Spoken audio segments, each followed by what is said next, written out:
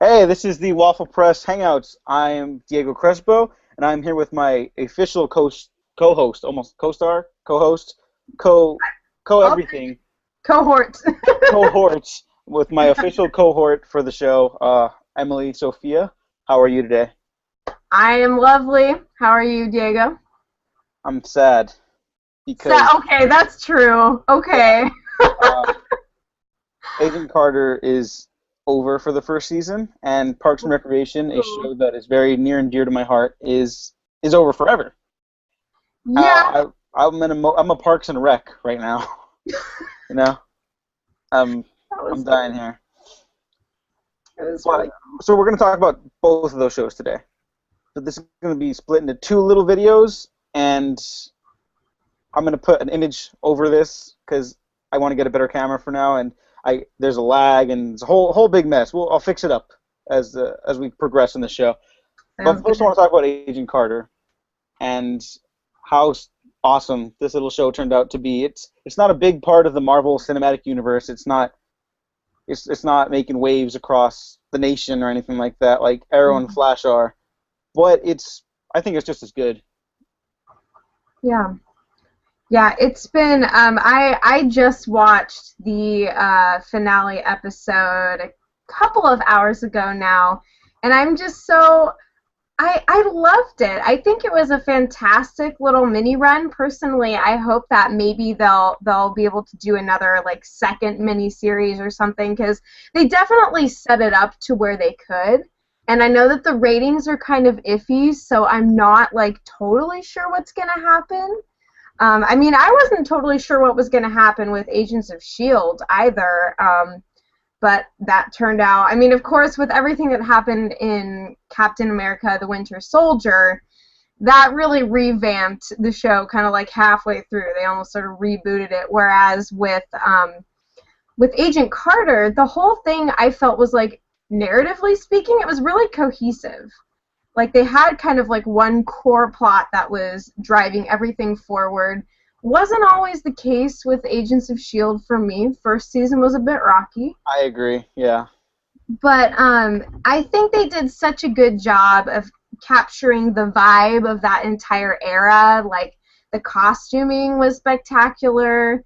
I mean, they had a couple of like core sets that they used, and they really decorated everything nicely. But I think the aesthetic was really good. I think the acting was top notch. I love the guy who plays Jarvis. Oh Like, man, that guy. He's funny, but you also believe him when he's willing to step up to give Peggy a hand. yeah, oh yeah, there's something just so marvelous about that actor. I forget what his name is. I think Darcy maybe is the last name. I Yeah, feel something like like that. I don't know. I feel like I've seen What? him in something James else. Darcy. I think that's his name. Yes, I James. don't know where he's from though.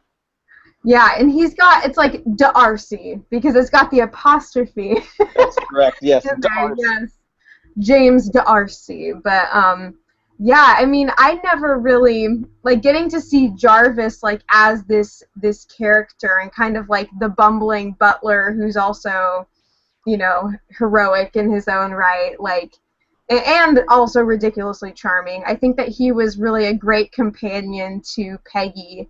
He was somebody that Howard like made sure that like she had some kind of liaison, somebody to help her out, and I think that Jarvis was really kind of the perfect character to introduce in this, hopefully first season, first of maybe more. I don't know, but No, I agree. I really hope there's more because I was a big fan of the pilot. I thought the third and fourth episode were good. I was a little worried. I was like, please don't get stale. You only have 8 episodes, and then the second half quelled those fears like immediately with the Howling Commandos showing up and just full throttle like mystery espionage, a little pulpy noir type of stuff going on with the world of pre-superheroes. mhm, And it was just a good time. Like I pretty much just watched the last 4 episodes in succession, yeah, and it's just so much fun. But it's also like some people have said on the internet as like a jest, like, oh, it's a feminist dream show, like women kicking ass. I'm like, well, yeah, it kind of is, and that why is that a bad thing? Why not have that, you know? There's Like, nothing wrong with that. Like, yeah, are it's we so complaining? weird that yeah, people see that as like a complaint. I'm like, no, it's embrace that. It's cool, and it's not Yeah. like she's just some Peggy's some brute either. She's intellectual. She's Hmm. a good spy, first of all, and she's able to have flaws. Like she makes mistakes as the series goes on, or the Yeah. season goes on. Hopefully, series. Yes, I Uh, know. we're like fingers crossed. Pretty much that's what we're doing this entire time. Yeah. Just like, please God, come back to me. Hmm. But she's also able to have like her own little story arc, not just hinging on the fate of Captain America, but in this new world that she finds herself in. She was so important to little pieces of his origin story in the first Avenger, and Hmm. now she's. It's not like she couldn't live without him, but they were so connected by that point. Kind of, there's a loss there, and you feel it here. But Yeah. even if you weren't a fan of that first Avengers movie, first of all, you're wrong. Second of all, like it's able to stand on its own, and I'd be very interested to see where the character goes. Like obviously she's not going to die, but I've never found death as a suitable motivator to get me invested. Like just off the bat, like you're supposed to care that they might die or something. Like I want Yeah. to care about the character just in any shape or form. Yeah, absolutely. And I think it's really fascinating to kind of see Peggy's journey with Steve Rogers and Captain America throughout the show, with him not he's not a physical presence, but he's still sort of a character in the way that the universe, like, we get to see the little clips of the radio show, like with the tales of Captain America, and we see how people will ask her questions and things just kind of come up throughout her journey in the show.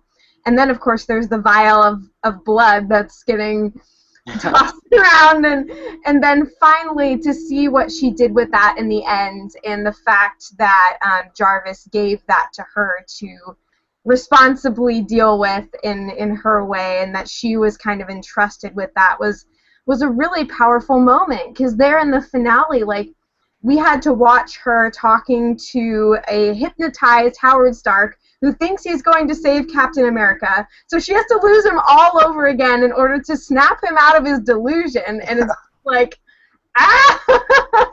Oh, I guess spoilers. I'll put it in the title. Okay, If we're good gonna do a season thought. review, you should expect spoilers. Yes. No, but you're totally right. Like there's a very cathartic moment at the end there where she's willing to finally let go of the pain of losing Steve Rogers, and I may have gotten a little emotional when she was dumping that blood. Like it's like wow, she's finally able to let go. Like good for her. Mhm. And you noted something very important that Agents of Shield season one did not have, Yeah. uh, with the mind controlling villain. Yeah. Agents of Shield didn't have like a straight up great villain. Like I think this villain was genuinely great. He Mhm. wasn't a physical force to be reckoned with, but he had that cool assassin. I think Dottie was her nickname, Yeah. Yeah.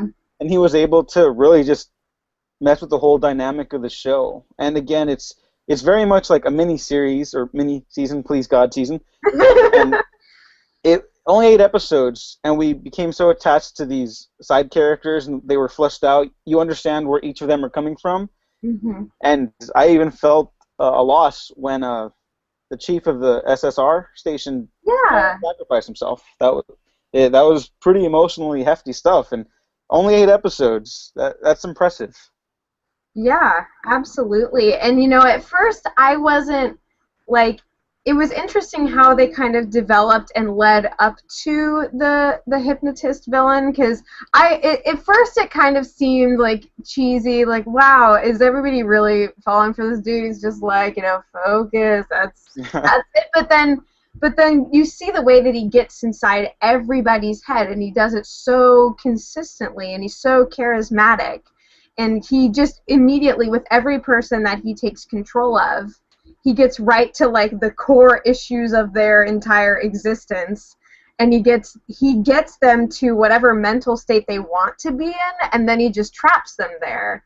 And that's really, it kind of added this like ethereal element to it, where getting to see these characters that are so tough up front, getting getting trapped in their vulnerabilities and insecurities, and there's this guy on the outside just pulling all the strings. Like, it became really really interesting over the course of the show, and then seeing the reveal with Dottie as well. It was a very fascinating dynamic between the two of them, and they seemed to really be like partners in the crime. Like, she wasn't just his lackey. Like, she clearly wanted to be a part of this, and she was very instrumental in everything they pulled off. So interesting too, getting to see how, like, Dottie could pretty much get away with anything because of the way that women were perceived in this Yeah. culture and at this point in time.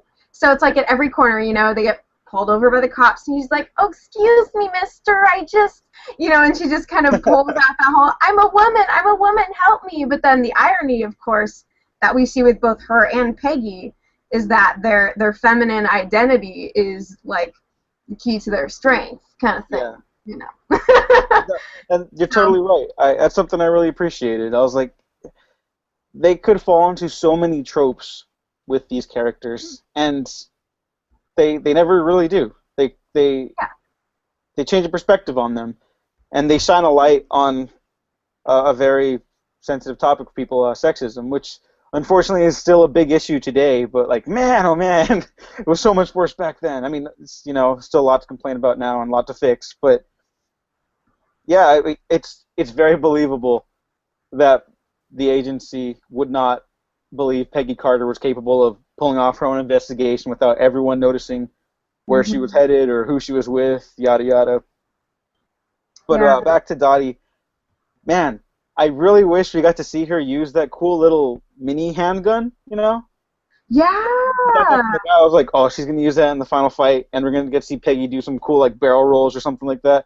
I mean, that's a nitpick. That's not a real problem with the show. It's just like, oh, I would have liked to have seen that. Yeah. But of course, we did see that she got up and she went somewhere. So I definitely, she's coming back at some point or another. If the show comes back, and I'm praying to all the religions, every single one of them. It's like calling all gods over here. Like, one of you, whoever, whatever. Yeah, I need a favor from like all of you. Oh man, yeah. Do you have any specific, I guess, gripes or negatives? Like, I think we're pretty much on the same page on this one. But if you have anything. Yeah, I mean, I think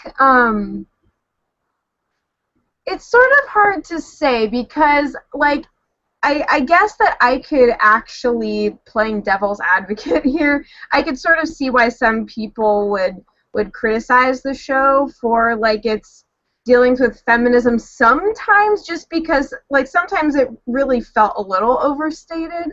Like, there would be, at least earlier on in the season, it kind of dissipated as things really started picking up with everything with Howard and like Peggy's getting cornered and all that stuff. But sometimes it felt a little bit heavy-handed, like at the very beginning, but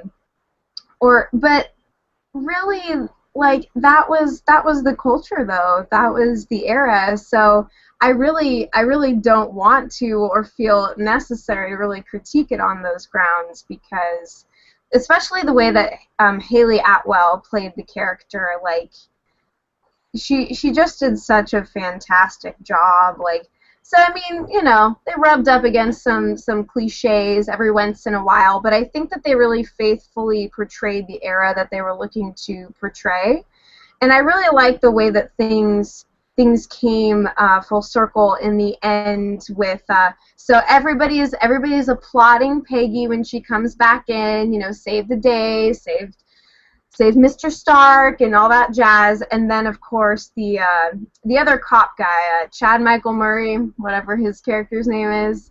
Thompson. There you Thompson. Go.